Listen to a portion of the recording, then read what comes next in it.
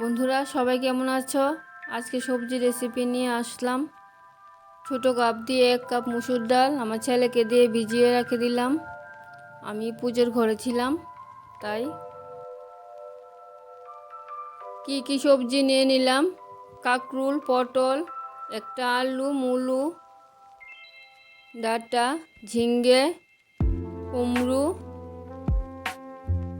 আর একটু কাঁঠালের বিচি ননদের বাড়ি থেকে এনেছি। বেগুনগুলিও কেটে জলে ভিজিয়ে রাখলাম। সবগুলি সবজি একসাথে মিশিয়ে 2 বারে ধুয়ে নিলাম। একটু ভাপিয়ে বসিয়ে দিলাম, লবণ দেব না।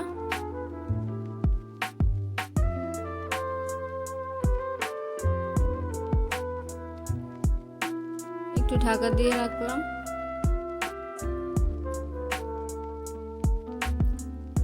মুসুর ডালগুলি ভিজে গেছে, জল ঝরিয়ে নেব। কয়েক টুকরো আদা থেতু করে নেব।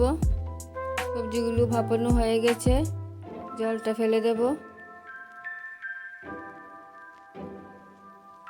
কড়াইতে তেল দিয়ে দিলাম। তেলটা গরম হয়ে গেলে ফোড়নে দেব 5 ফোড়ন, শুকনো লঙ্কা, তেজপাতা।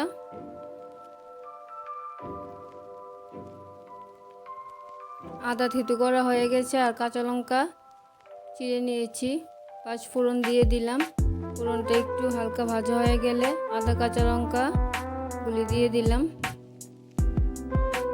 আদা কাঁচা লঙ্কা গুলি হালকা ভাজা হয়ে গেলে মুসুর ডালটা দিয়ে লবণ হলুদ দিয়ে একটু হালকা ভাজা করে নিলাম।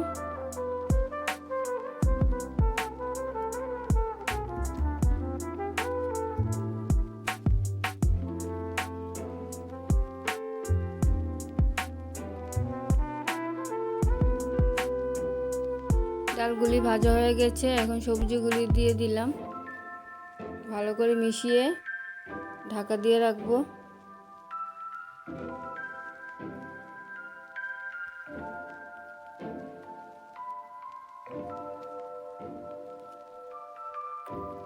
অল্প জল দিয়ে দিলাম, আবার ঢাকা দিয়ে রাখবো। সবজিটা সিদ্ধ হতে হবে।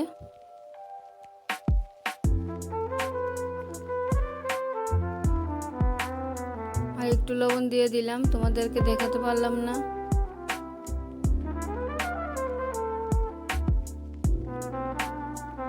সব সবজি সিদ্ধ হয়ে গেছে।